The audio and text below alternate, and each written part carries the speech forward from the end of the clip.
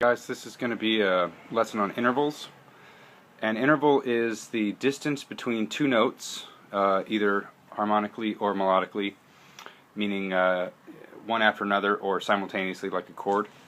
And the way that they're measured is with two factors. One is how many letter names there are between the two notes, and how many half steps there are from one to the next. And using those two factors, you can determine the name of the interval, and through that, a little bit more understanding of what's going on in music. So here we go. I made a chart of the intervals and their names, and it's a little messy here. Hopefully you can see it well enough. But we're going to start at the top here. So I'm just going to go a little bit at a time. If you see, it says number of letter names, number of half steps, the name, and the abbreviation. So if we start with one letter name, like for instance A and A, the exact same note, with no half steps in between, this is called a perfect unison. Let me demonstrate.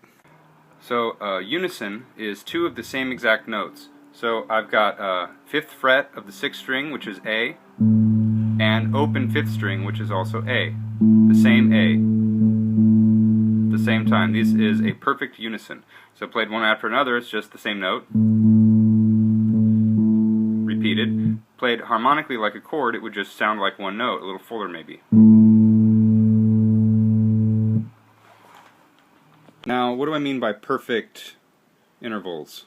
Well, there's 5 qualifying terms for intervals. We have perfect intervals, which when the Western music system was finally established, these were determined to be the most consonant, the easiest to hear, most pleasing to the ear intervals, and that would be the unison, the 4th, the 5th, and the octave.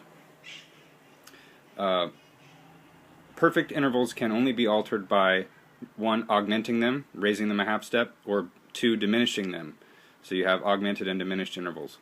A major interval is the larger of 2 possible intervals for the same letter. For instance, C and C sharp, or E and E flat.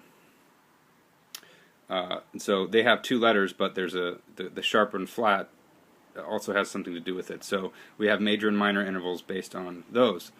And then we can also diminish and augment major and minor intervals, but that gets a little bit more complicated. So back to it. Next is 2 letter names, but 1 half step apart, which is called a minor second. So a minor second from A, I'm going to base everything on A because it's alphabetical, it's easier to see that way, is B flat. We have 2 letters, A and B, but there's only 1 half step, so we're not going to make it all the way up to B. Here's A, and here's B, so we need to go only 1 half step. This is B flat. Now, couldn't you also call it A sharp? Well, yes you can, and that would be something different, which I'll talk about at the end. The basic intervals we would consider this a minor second. So, minor second. A to B flat. This is melodic. Here's a higher example. Higher. Okay, half step. Harmonically, played at the same time, we have A and B flat. It's very clashing. They're very close together. I'll play a low one here too.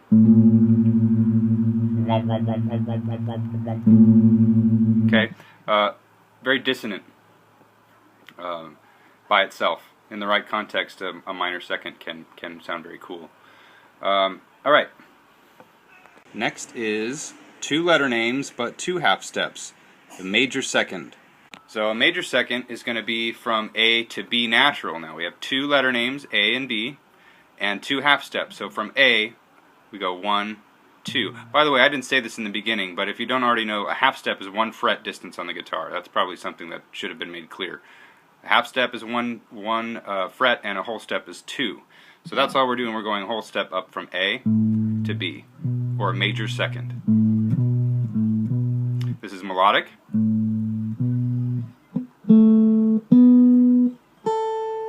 Those are all A to B. Here is harmonic. Still clashing like the minor second, but slightly less. Here's higher.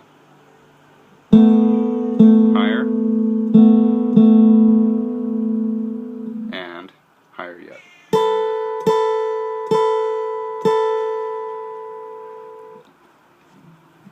Next, and I changed pens here so hopefully you can still read it, is 3-letter names with 3 half steps. This is called a minor third, and thirds are where we get chords from. Most chords are built from stacking major and minor thirds. So this is the first one, the minor third.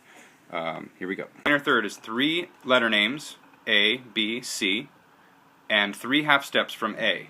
So here we have A, up 3 frets, 1, 2, 3. We get C natural.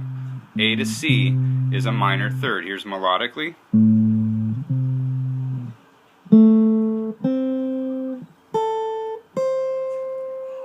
Okay, and harmonically.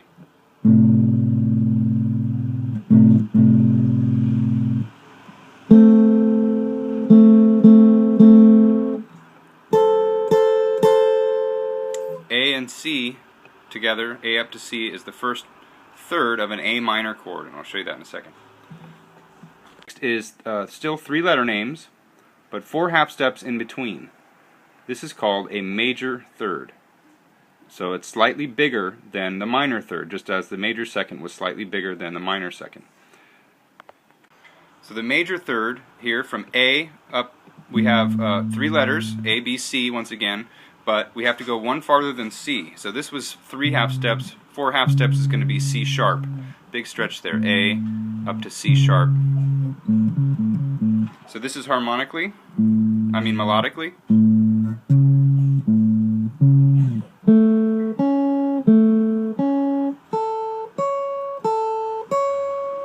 Okay, and harmonically.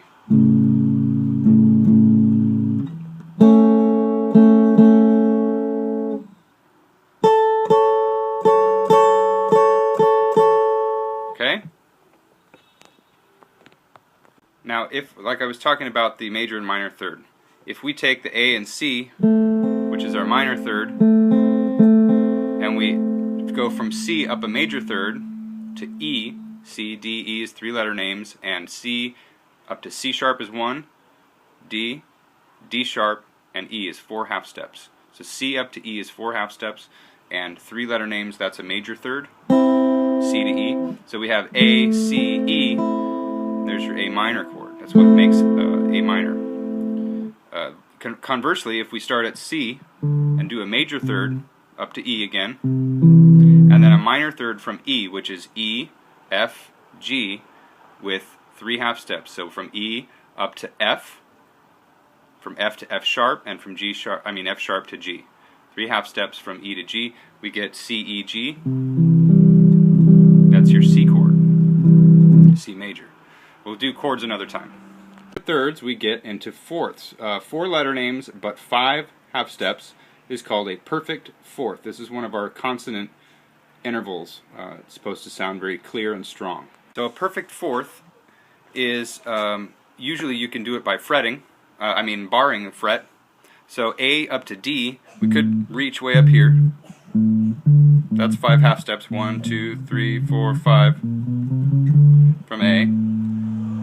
And that's also 4-letter names, A, B, C, D. Okay? A, B, C, D, and 5 half steps, but it's also right here, A to D. So you can play it melodically,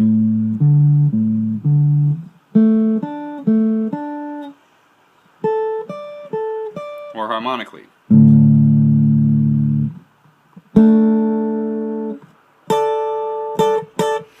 A fourth is an inverted power chord. So a power chord, we'll see in a minute, is a fifth. So this is just upside down. So if I do a fourth on E, 7th fret of the 5th string, this is E. A fourth would be A. E, F, G. A is 4 letters. 5 half steps from E is F, F sharp, G, G sharp, and A.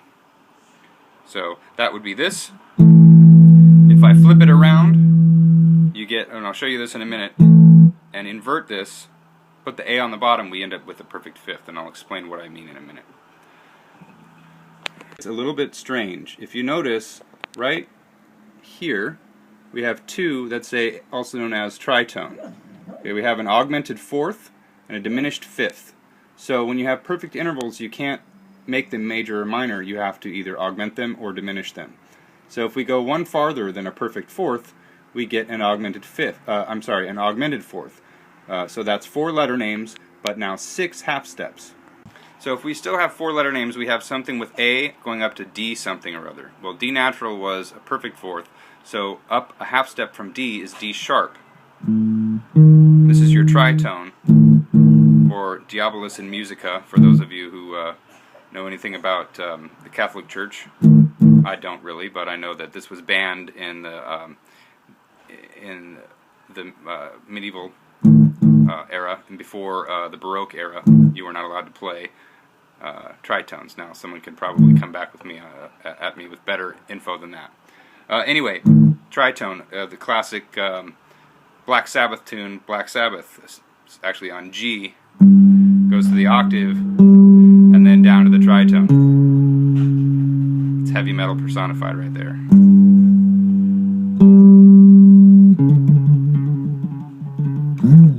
Etc. So that's your augmented fourth. Now, underneath that was the diminished fifth, which is actually 5 letter names, but 6 half steps. So let's see, A, B, C, D, E. Okay, but A up to E is actually 7 half steps. So 1 higher than D, which was the perfect fourth, but still an E name would be E flat. Does that make sense?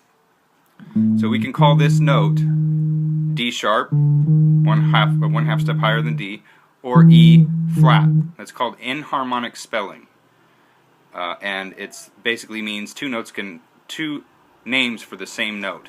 So this note right here, this sound, could be called D sharp or E flat, and that goes for almost every note. Well, any note can be renamed.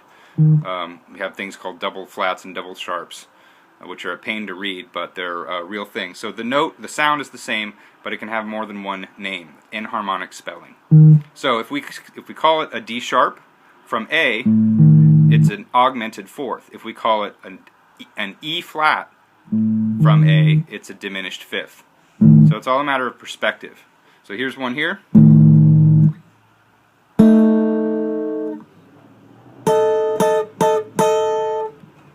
Now, also very dissonant. By itself, it sounds very clashing, but in the right context, for instance, if I play one here,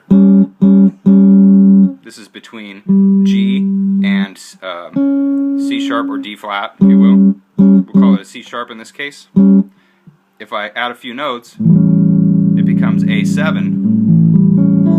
and that tritone in between that sounds so nasty actually has a nice, pretty sound now. It's got context.